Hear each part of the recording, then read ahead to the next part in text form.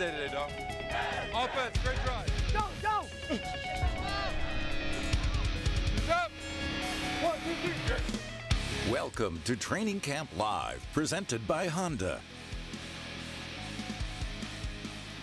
Another beautiful day here in Florham Park, the second of 2 joint practices for the New York Jets, welcoming in the Tampa Bay Buccaneers to the Atlantic Health Jets Training Center. Last week, the Jets were in Spartanburg, South Carolina, practicing against the Panthers, another NFC South opponent. Now comes East, Ethan Greenberg, Eric Allen, Braylon Edwards in the house here at 1JD. Braylon, nice to see you. Good to see you guys as well, man. Good to be back home. I was just telling Mark Sanchez over there, we're standing directly above where Rex Ryan buried that ball in 2010. So give a backstory for people at home who might not recall what happened there, and then what happened in January at Gillette Stadium. Say less. Second game of the season, we played the Patriots, and we beat them here at MetLife Stadium. And then in Monday Night Football, we both were 9-2 going into the game 12 of the year, and they beat the brakes off of us 49-3, and we came back the next day. And, you know, Rex, a lot of times people harp on that, and you let one loss turn into 2 or 3. And Rex, you know, we took the ball, one of the balls from the game. We buried it right here, and we said, hey, that's 1 loss. Don't let it be 2. And we end up, you know what happened in the playoffs. We got them back to the tune of 28-21, but it wasn't that close. Yeah, that was a beatdown in New England. And that was the last playoff game the New York Jets have appeared in. That was the 2010 divisional round. Braylon Edwards, what do you think the chances are of this year's team being in the postseason? I think they have a really good chance. I mean, I think they definitely have a chance to end up there. You look at them bringing in the moves. Obviously, number 8, you see Dalvin Cook yesterday, who will be, you know, he'll help Breece Hall. Those guys will be able to go back and forth. You know, it's going to be a damn good team for me, I believe. That defense last year, you look, if you just had just a little bit more last year on offense, you know, they probably went to playoffs last year, had a chance to see them twice in person. I was so impressed with that defense. But now on offense, you got Garrett Wilson returning, Offensive Rookie of the Year last year. You got Aaron Rodgers out there coaching. Nobody, people said he couldn't mentor. People said he couldn't coach. Well, he's finding his home here in Florham Park. So I'm excited to see how it all shakes out. Look, we're going to talk about Aaron Rodgers in a minute. You mentioned Dalvin Cook. I just want to bring it up. It was reported today that Dalvin Cook is going to be here at the Jets facility signing his contract. And Robert Saleh said yesterday, in terms of practice, it's going to be at least a week for someone like Dalvin Cook to practice. He's expecting the birth of his first child. Braylon, when you add a guy like Dalvin Cook to a roster that has all the talent you just said, you didn't even mention Breece Hall, who returned to practice yesterday. What does that tell you, and what do you think, what does he bring to this offense that maybe wasn't missing but adds a different dimension? First time I saw Dalvin Cook play was at the Orange Bowl against Michigan, and one thing I noticed in that game was he was just smooth. He was fluid. He would block. He could catch out of the backfield. He's a complete back, but he's a team guy. That's one thing I noticed. And then when you see him in Minnesota, it's no different. He's a guy that comes. He brings it every day. He brings his hard hat and his lunch pail to work. I mean, he's also dynamic. You look this last year, 8 touchdowns, 6 touchdowns the year before that, but he had 16 touchdowns 3 years ago. 13 touchdowns 4 years ago. So he's a guy that likes to find the end zone, knows how to get the end zone. Minnesota just didn't use him, fellas. Minnesota just didn't use him. And guess what? I don't think that's going to be a problem here in New York. And then he and Breece Hall could learn from Dalvin Cook, and Dalvin Cook can add some years on his life with Breece Hall. We got the split screen going here at Jets practice. Obviously, the Tampa Bay Buccaneers in town for a split session. Michael Carter is part of that backfield as well. Braylon, the depth in the offensive backfield is really something else, because you're talking about Dalvin Cook is added to a stable that includes Breece Hall, who's coming back from injury. And Robert Saleh said yesterday, again, optimistic that he's going to be ready in week 1. You got Carter, you got Zonovan Bam Knight, and then Israel Abanikanda, a 5th-round pick out of Pittsburgh. He's been popping. Everybody likes. 100%. Somebody's not going to make it, and that's just that's a good problem to have, but somebody's not going to make the roster, man. But Breece Hall, you talked about him, and I didn't get a chance to elaborate. Just such a dynamic back. Last year, if he doesn't get hurt, he and Garrett Wilson are probably going to have a problem, because it's going to be one of them fighting for the Offensive Player of the Year. But this year, I think with 1 year with Dalvin Cook, I don't think it's going to harm Breece Hall a lot. I think it's going to help. I think you're not going to have them trying to rush Breece Hall on the field, him trying to rush back. I think if he plays it right, if Dalvin Cook and he talk, you know, he can come back when he's really ready to ease him into it, let Dalvin start off, and then you go from there. But just that backfield alone, that's going to be fun to watch. So Breece Hall last year felt like when he got hurt is really when he was about to take off. He rushed the ball 80 times, 463 yards, 4 touchdowns. He averaged 97.3 scrimmage yards per game. And Nathaniel Hackett said a running game is the best friend for someone on the screen right there. Number 8, think about the 2020 Green Bay Packers, the trio of running backs between A.J. Dillon, Jamal Williams, and Aaron Jones, who was the workhorse there. For Braylon, for Aaron Rodgers, not only having the talent and the depth in the backfield, then having the talent out wide, how does that change the complexity of what defenses try to do and try to stop the Jets offense? It's funny, Brandon and I were drafted in the same class, and I'm looking at myself up here sweating and out of shape, and I'm looking at him down there entering about his 18th year.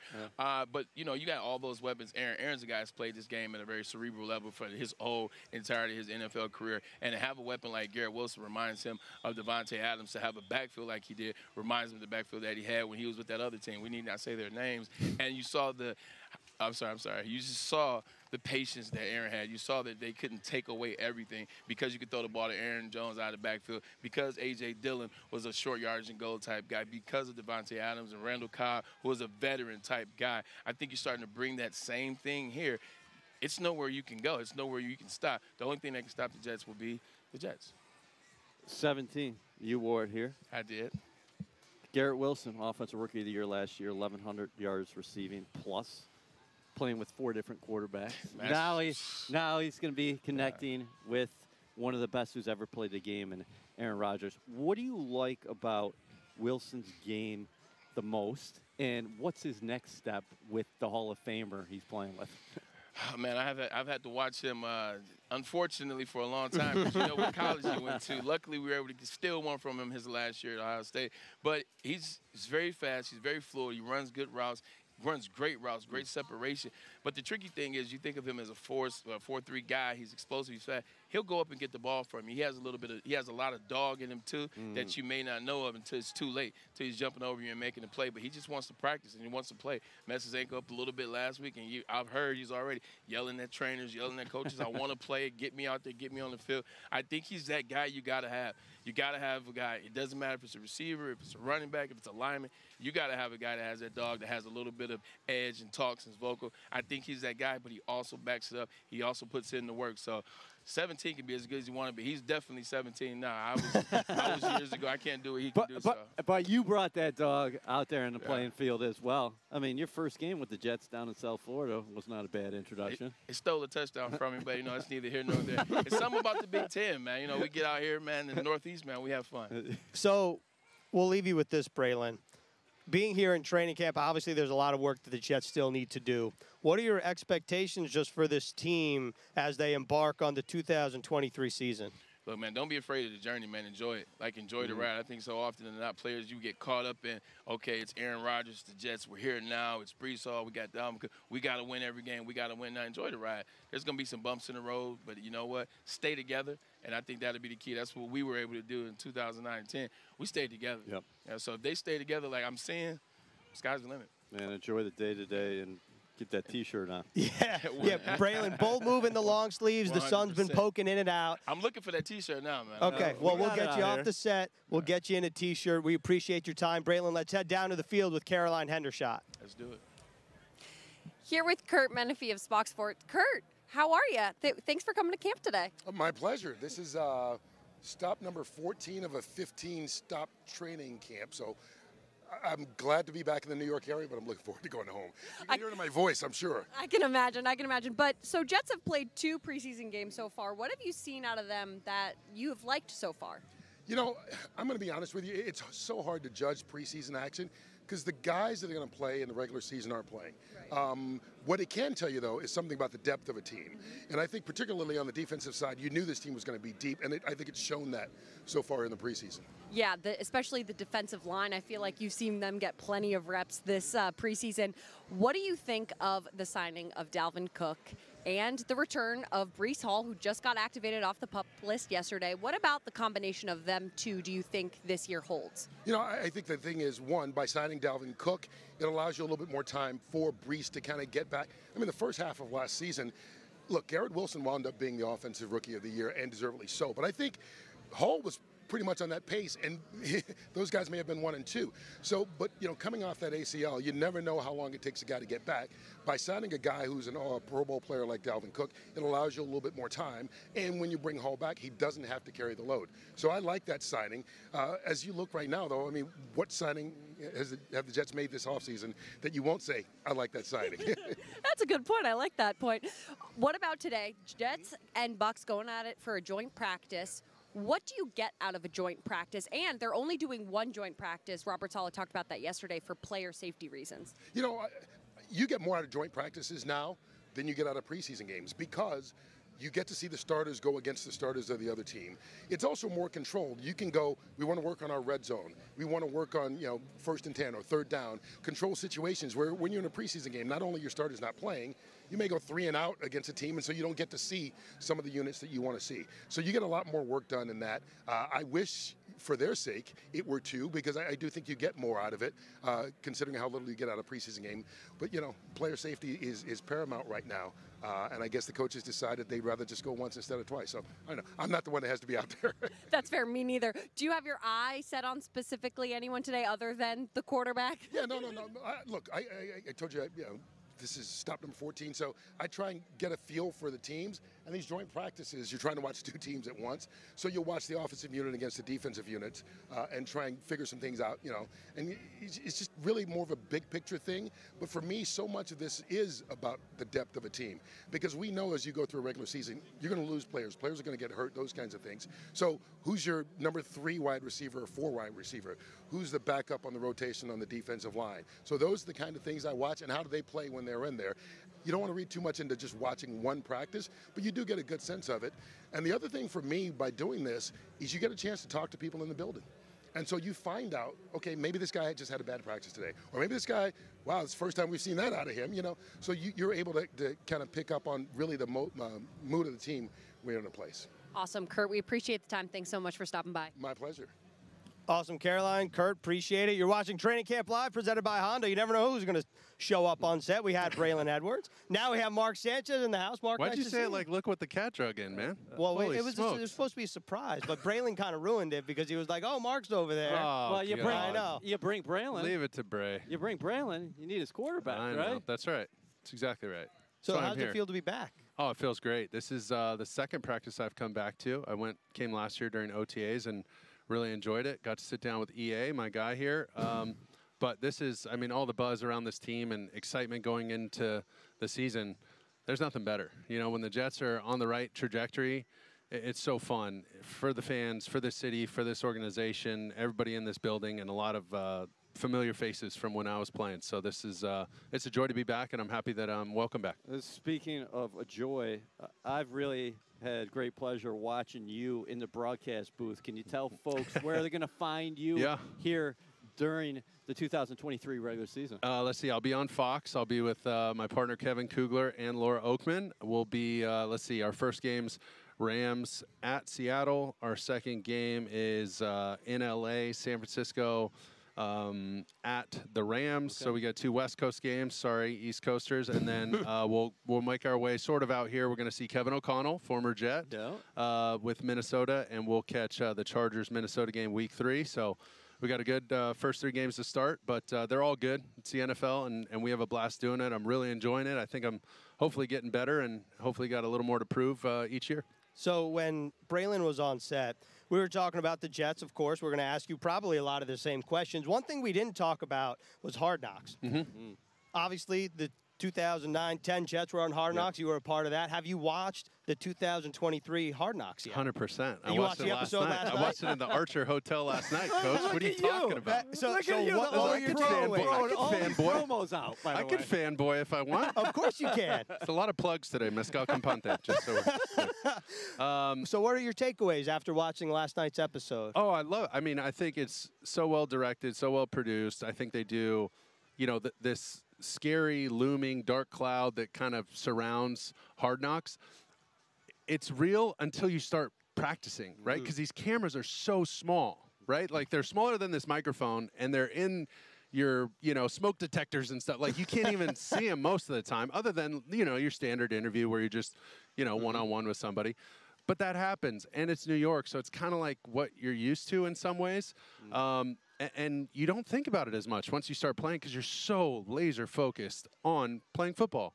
And they happen to capture a lot of great insight and a side of Aaron Rodgers, for instance, that a lot of people don't know, right? Because he's kind of this polarizing figure until you've seen him on Hard Knocks, and you're like, damn, dude, he's just a normal dude California having a ball.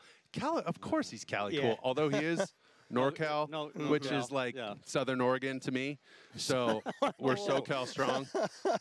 But that's just a me and Aaron thing. We'll hammer it out later. But what do you think about the interactions that you've been seeing with him and his teammates? And here's a plug for the Exchange Podcast with Mark Sanchez and Nick Mangold, because Aaron Rodgers is going to be in the studio. So he is? Yes. From what you know, what are you going to ask him from you taking it all in so far? See, I don't want to give away everything, but one of my themes that I think is so cool, obviously the Cali to New York thing, because we really relate on that. Mangold's just going to be out in the woods in Ohio. Who knows where he's going to go with that conversation. Hopefully they just put a muzzle on him. But the big one to me is how the players, how he assimilates into this organization, but how the players don't just fan out, but they become his teammate. You know what I mean? Like that transition, because you see it in Hard Knocks. They're like, damn, that's Aaron Rodgers. Damn, that's Aaron Rodgers. Anybody who was mic'd up said that, right? Wow, look at that throw. So how does it go from fanboy out to this is my dude? Right. Hey, man, I need a ride to whatever. Hey, can I borrow $5? Like, how do I be your teammate? Right. And his ability to do that seamlessly, of having that aura around him and then still be your friend, teammate, buddy right there. Like, you know what I mean? Like talking to Mekhi Becton in the episode last night. I was about to bring that up. Hey, dude, you know, let's catch up. Let's go to lunch. You know, and Mekhi's like, I'm trying to get like you. You know what I mean? Yeah. So there's something there, and it's mutually beneficial for both sides to interact, and he understands that. I think it's got to be a fascinating dynamic for you specifically, be taking this all in, because it's such a different situation, but there are parallels between the 2009 and 2010 rosters that were so talented last time the Jets made the playoffs, whereas the Jets had a young quarterback in Mark Sanchez. A little different. And this guy's a first ballot gold jacket. Now they're going to a 39-year-old who's going to turn 40 in December. I mean, but he looks great. He's throwing the ball unbelievably well. So having a well-oiled machine, somebody who's seen it, tasted it, felt it, understands what it smells like and looks like the guys are just feeding off of that, and you can tell. So it's so fun to watch. I'm so happy for this organization, and obviously this fan base has been starving to win. I'm thinking about lifting the playoff curse that Mangold and I left. Okay. In 2010. We would appreciate We're ready to potentially do that. I got to talk to Aaron about it, but we'll see. So EA was talking about the similarities between the 09-10 Jets and this year's Jets. Well, with Robert Saleh and Jeff Ulbrich, who was on screen a little bit ago, both teams, fantastic defenses. And you got a sense of that when the Jets practice against the Carolina Panthers. Quinnen Williams in last night's Hard Knocks episode had, according to Aaron Rodgers and himself, 11 sacks. 11.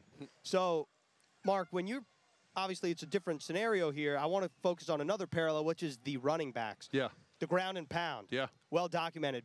Best rushing offense in the NFL. The Jets add Dalvin Cook, Breece Hall coming back from injury. So a little bit of a difference there. Sure. But as a quarterback, how beneficial is it when you're able to turn around, hand the ball off to a number of players who you could expect to gain significant yards? Well, I think that's huge, and I think the difference is, you know, Aaron's going to utilize that check down. As a first and second-year player, that wasn't really in my repertoire, right? I'm like trying to gun it down the field because you think that's what you're supposed to do playing quarterback. The difference there is Aaron's going to utilize those guys, and I still think I broadcast that game last year in London, the Packers and Giants. Yes, and early on in the season. And I thought their best personnel was with Dylan and Aaron Jones in the backfield at the same time. When you put 20 personnel, two backs, or 21 personnel, two backs who can really, like, they call it a pony personnel, when you have two backs who can really run, both can tote the rock, both can catch and run, it puts the defense at such a disadvantage because who's going to cover those guys? You're going to put two linebackers in there. You're going to bring in another safety. You're going to bring in a nickel to try and cover those guys. It just creates this chess match of who has the pen last, right, on the chalkboard. And you're going to let Aaron Rodgers call the plays? Like, I'm all in on that. I'll bet the farm on that working just because it's so tough.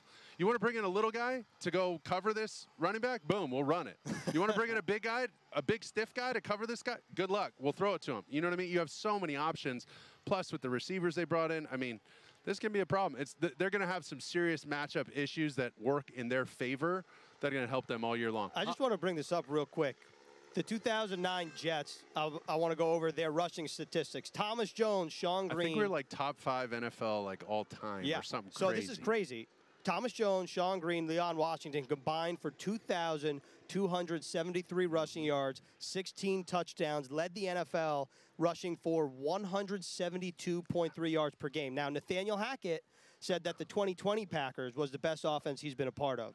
They had 3 running backs, Aaron Jones, Jamal Williams, A.J. Dillon. Oh, Jamal Williams is still there, right? Yeah. They combined for 1,851 yards, 13 touchdowns, but they averaged 5.1 yards per carry. The total carries, totally different. You can see how the game as a whole has developed.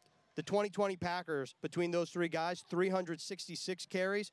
The aforementioned ground and pound 09 Jets between Jones, Green, and Washington. Had to be 400. 511 carries. How many carries did I have? Did you track my rushing stats? I didn't. Hopefully we ended up in the positive, so I could say we. But we're a great rushing team. I think you can say we. You quarterbacked the team. Did you see those handoffs in 09? Those were money, dude. We didn't work on throwing. Hey, we worked on handing off. All right, so what's changing with the fronts this year? As far as how are teams going to attack the Jets early? I know it's based on personnel packages, which the Jets are throwing out there, and they have so much flexibility in what they can do. But what do you anticipate? Because you do have Rodgers back there. Of course. So, hey, if you're going to go load the box, I'll throw all over you. Of course. But if you're going to go light box, we can run it down your throat. So the idea, in my opinion, and the rush du jour nowadays has kind of been figure out a way to get 5 one-on-ones up front and bet on one of your guys beating one of their guys. Basically, if I'm a defensive coordinator, if I can get 5-on-5, hopefully beat one of those offensive linemen, we got a chance, right? Now, the other one is the drop and, basically rush one, drop one kind of idea, just to mess with your protections. And that's kind of been a lot of teams change up. And then what you're seeing in the back end, these coverages, is like this war of attrition, almost like the old school. In some ways, Belichick's been around so long, it's like hard to say old school because he's been around old school, middle, and new school, whatever. So he's done the all-up stuff where just everybody's on the line of scrimmage and you don't know who's who in the zoo, right? You got to identify everybody. But he's also done, hey, we'll just rush 4 or 5, try and mess with your protections, rush one, drop one, and we'll just play back. We'll just sit back and play our cover 4, not let you beat us on posts and go balls and all that kind of stuff. Make you go 13 play drives, 15 play drives, convert 3 third downs, 3 third and mediums. And if I'm a defensive coordinator, if I'm Bill Belichick, I'm saying, your guys are going to screw up before we do. You guys are going to give up a sack. You guys are going to throw a pick. You guys are going to fumble before we screw up in 15 plays. So good luck. You know what I mean? And it's this war of attrition. So we'll see. Mark, we appreciate your time here on Training Camp Live, presented by Honda. Enjoy your day here. Reminiscing at One Jets Drive, let's head back down to the field with Caroline. I'm here with former wide receiver Eric Decker. Eric, first time back at practice this season. How is it? It's exciting. I mean, a lot has changed out here since I was practicing back, 6-7 years ago. The excitement level's high. I'm excited. I know my son's with me. He's excited. A lot of energy around here, and so I'm looking forward to a fun and successful season.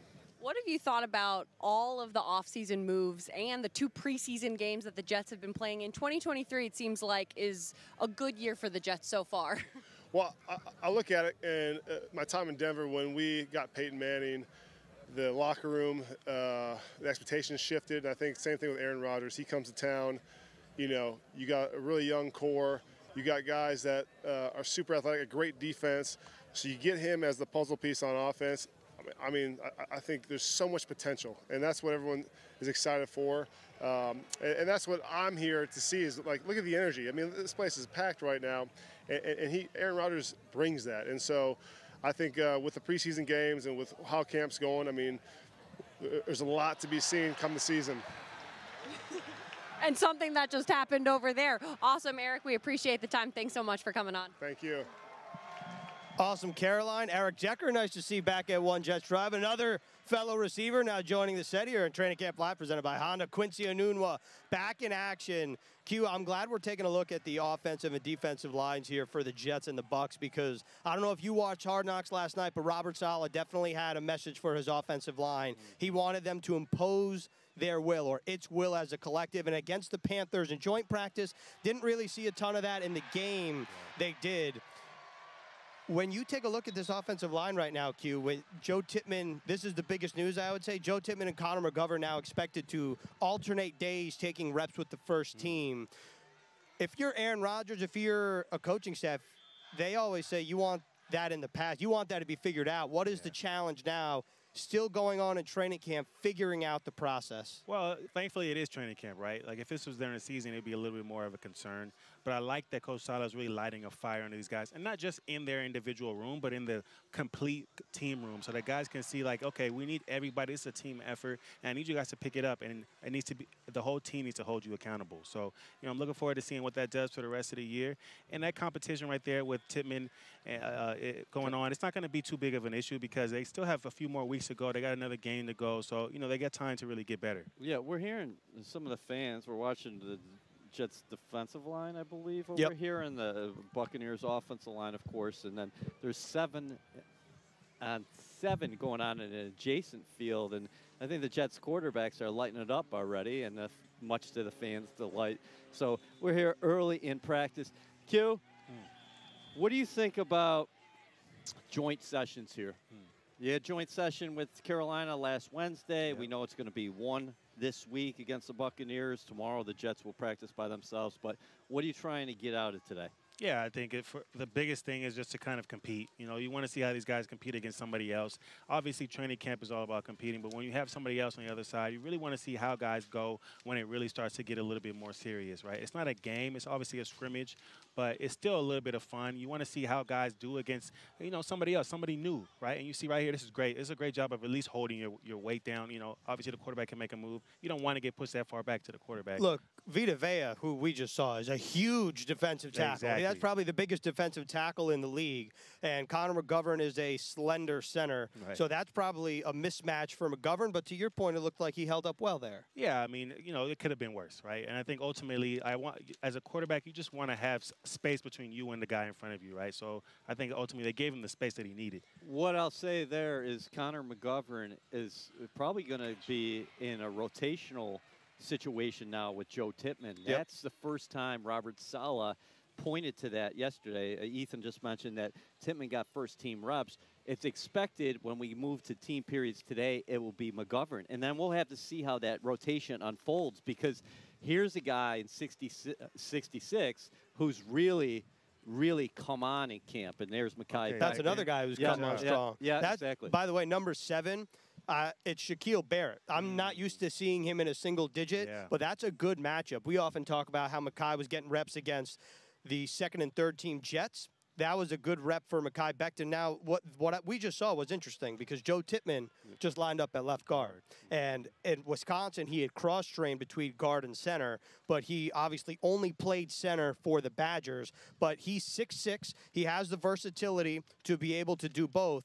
Quincy, when you see a guy like Joe Tippmann, who hasn't had versatility in game-like situations, but cross-trained, and knowing that Elijah Vera-Tucker, Robert Saleh said, if we need him at tackle, we feel comfortable putting him there. Could the Jets' best 5 involve Tippmann not at center and AVT at tackle? Yeah, I mean, I don't see why they wouldn't. I think the biggest thing that we talk about as players is the more you can do, right? So if you can go out there and you can help this team get better at some other position. We saw AVT do it last year, right? That wasn't his natural position, but he was able to perform in different spots for the Jets. So if that's what the Jets have to do, I don't think it's what you want to do, but sometimes whatever it takes to win is exactly what you need. Split screen right now in Training Camp Live, presented by Honda. How about Solomon Thomas getting that lick in on first-round pick, number 1 overall, Bryce Young? I think it was the 3rd play of the game. That was a welcome to the NFL moment. It was. I just wanted to point out right there, Will McDonald, the spin move, I think, is becoming his calling card here.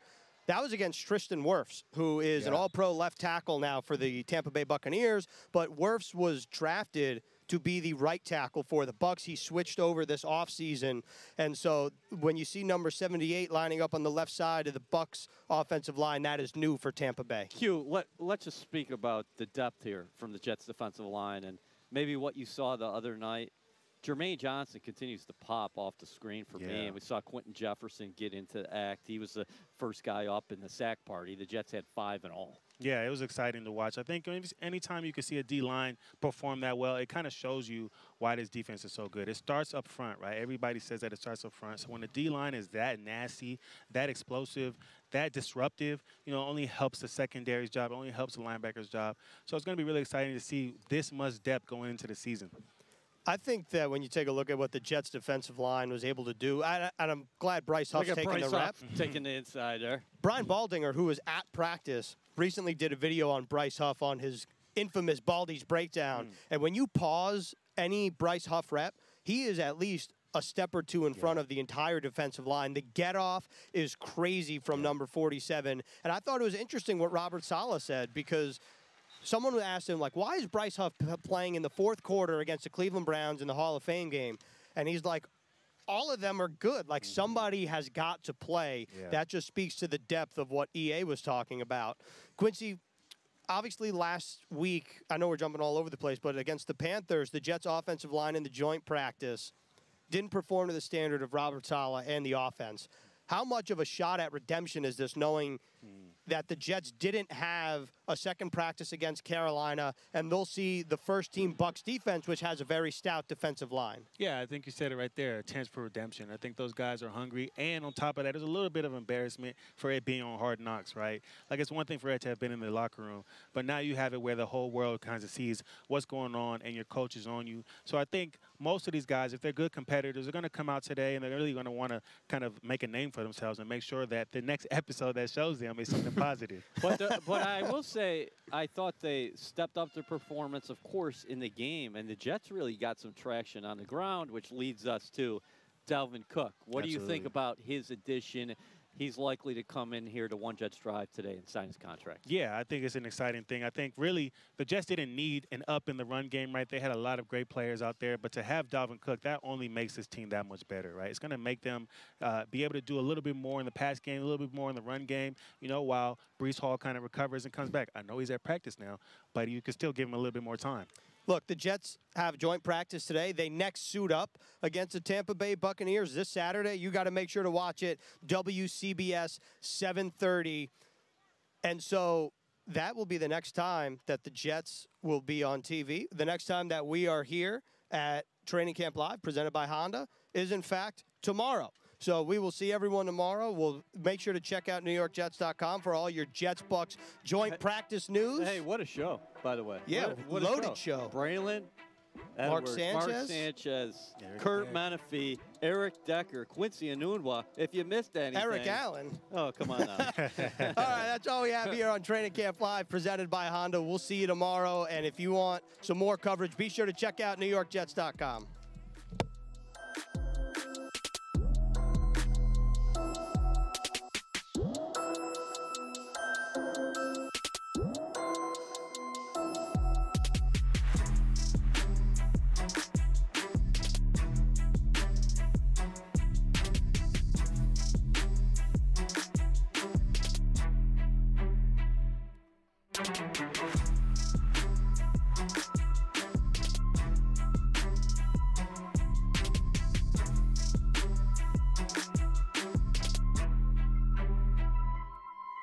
Thank you.